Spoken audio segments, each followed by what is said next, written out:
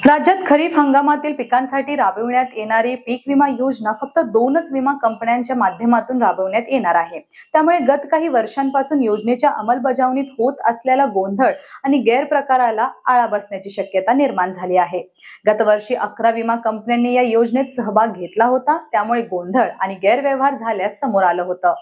त्यामुळे कृषी विभागालाही कंपन्यांमध्ये समन्वय ठेवणे, योजनेच्या अंमलबजावणीवर नियंत्रण ठेवणे अवघड जात आहे। यंदा राज्याचा एकही निकष नाही, सर्व निकष केंद्राने ठरवून दिलेले आहेत। त्यामुळे योजनेत सुसूत्रता येईल का, हे या व्हिडिओच्या माध्यमातून जाणून घेऊयात। नमस्कार, मी आकांक्षा आणि तुम्ही पाहताय ट्रेंडी गप्पा। 1 रुपये पीक योजना बंद।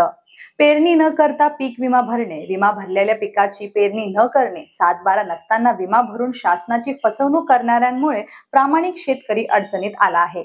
शासनाने 1 रुपये विमा योजना बंद केल्याने अधिक पैसे मोजून पीक विमा भरावा लागणार आहे। शिवाय नुकसान भरपाई मिळण्याचे दरवाजे कमी झाले आहेत। राज्य शासन 1 रुपयात पीक विमा योजना राबवली, मात्र बोगसगिरीची अनेक प्रकरणे उघडकीस आली।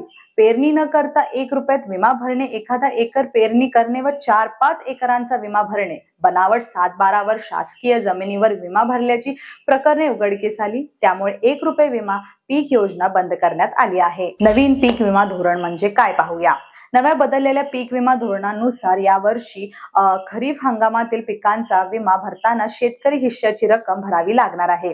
शेतकऱ्यांनी सहजासहजी पीक विमा भरावी इतकी कमी रक्कम नाही। शिवाय आता नुकसान भरपाई केवळ पीक कापणी प्रयोगावर आधारित मिळणार आहे। अतिवृष्टी, संततधार व इतर कारणांमुळे यापुढे शेतकऱ्यांना नुकसान भरपाई मिळणार नाही, तसे आदेशात स्पष्ट केले आहे।